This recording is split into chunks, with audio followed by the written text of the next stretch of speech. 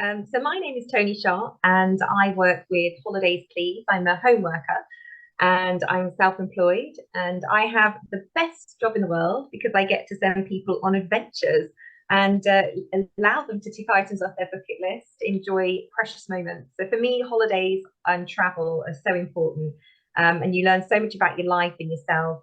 And I get to share that with all of my lovely customers. Sri Lanka is a place that I have sold quite a lot before, and I've sent lots of other lucky people, but I've never been myself. And every time I do the itinerary, I just think, oh, wow, this looks incredible. And there are so many different experiences. And for me, I love moving around on a holiday, I love exploring. And I think for me, Sri Lanka had a bit of everything. So you had the safari, you had the beach, you had the cultural aspects like the temple, the train journey, the beautiful scenery. And so I just thought we have to do this. And we had booked it to go, I think it's about 2 years ago now, but obviously we couldn't because of the pandemic. And so I was so grateful that I got to go this year.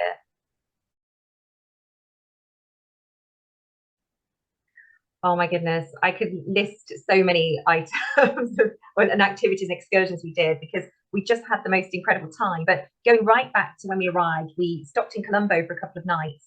We did a night to basically acclimatize and get over the jet lag.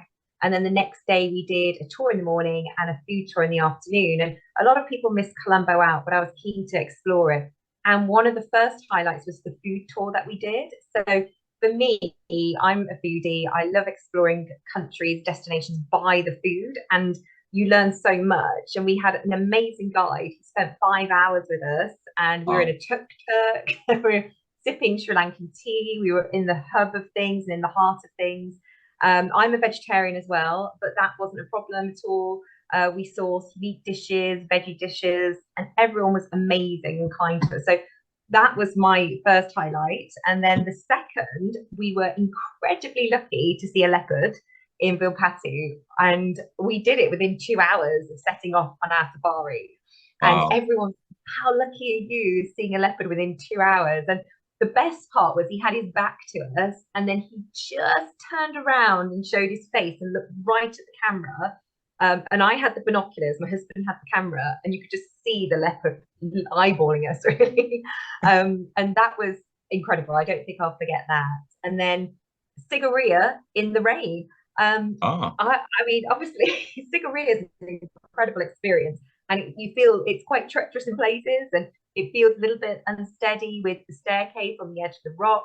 But add in monsoon style rain to that, and it takes it up a level. But it was the best experience. And by the time we got to the top, the rain stopped. It was like magic. The clouds cleared, and we just had this incredible view. And we just felt we'd earned it a little bit more with the rain. And I mean, literally, I could go on. I think we had something like 13 excursions or more within 14 days, and Wow. every one was a highlight. It really was. And that's what I said. It's one of those destinations which has something for everyone. It keeps on giving.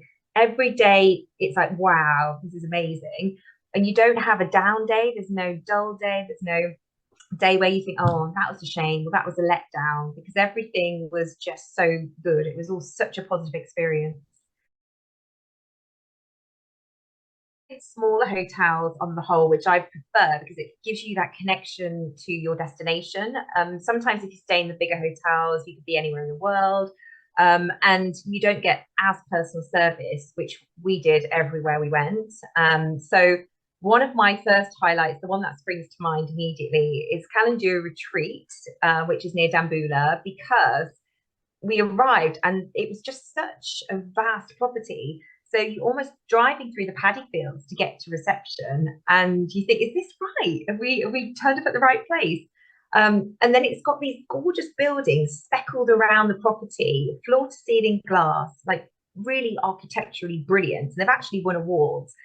And you just get your privacy. You get to be amongst the local community. You get nature all around you. It's amazing if you're into bird watching because about 5:30, all the birds descend on the lake, and we had about 20, 30 toucans flying around us, which was just phenomenal. and you can actually get on a boat and be in the lake as all this is happening. Wow. And I remember reading a magazine at Calendura actually, and a book at one hotel, and they all talked about this property and how amazing it is. And the food was incredible there too. So that was one highlight. Another one was Madikeri, which is in the middle of a tea plantation, super high up. It felt very remote, probably one of the most remote places I've been to, which I loved. And I will never forget waking up at 5:30 a.m. to watch the sunrise and the clouds moving through the valley like a river, the sun coming up, and sitting there with a cup of tea, which was from the plantation, in my dressing gown, just enjoying that view. And another one I have to mention is Kandy, because Kandy is one of those places where people might just stop off for a night, see Temple of the Tooth, and move on. And we did 2 nights there. We could have actually done more because there is more to see. But the place we stayed at was right in the city, but in the hills, and it's the coffee bungalow. And the service was just impeccable there. Everything was spot on. It was perfect. Everything was spotless. The rooms beautifully refurbished in sort of the colonial style, modern bathrooms, gorgeous infinity pool, which I had to get into, and look at the temple, the lake, the knuckles, all from this one pool. And so, as I said, everywhere we went was just, wow, what are we going to next? Because it was just a wonderful experience. Some beautiful, beautiful properties.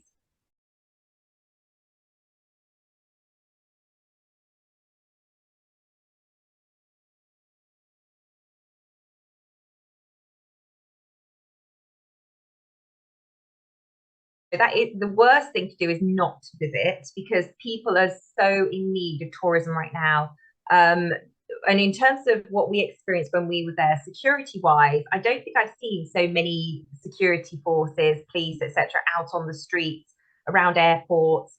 I've never seen so many. I felt super safe. We even had in the last place we stayed, we were Tuna. We had the local security police on bikes at night. I just turned around and I was like, wow, they're even here. So they're everywhere. So I felt so safe. We walked out at night by ourselves. So from Kandy, we had a meal out at night. We walked back up the hill by ourselves, felt completely safe.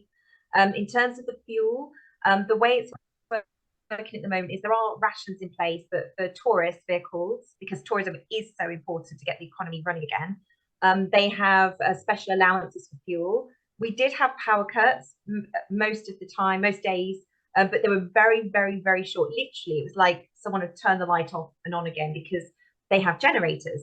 So we didn't Oh, suffer okay. from any power issues at all. Food wise, we never went hungry. And you're right, we ate probably too well when we were there. We loved the Sri Lankan food, the Sri Lankan breakfast, the hoppers, which were great.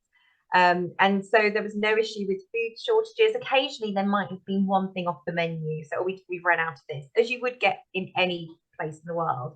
But I think to have this idea that we can't go because we're taking things away from the Sri Lankan people is such a misplaced idea, because that can be further from the truth. It's the total opposite. As I said, I actually was, in a way, it was kind of nice when we went, because there was no one there, and I felt like I was exploring this new destination, even though Sri Lanka isn't.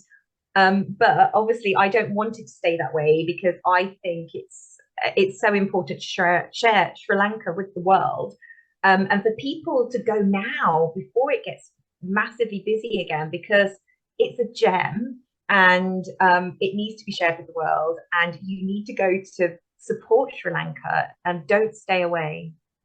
No, thank you, Tony. And just to add to that, I'm not sure if you're aware, but when you went, you paid obviously in US dollars.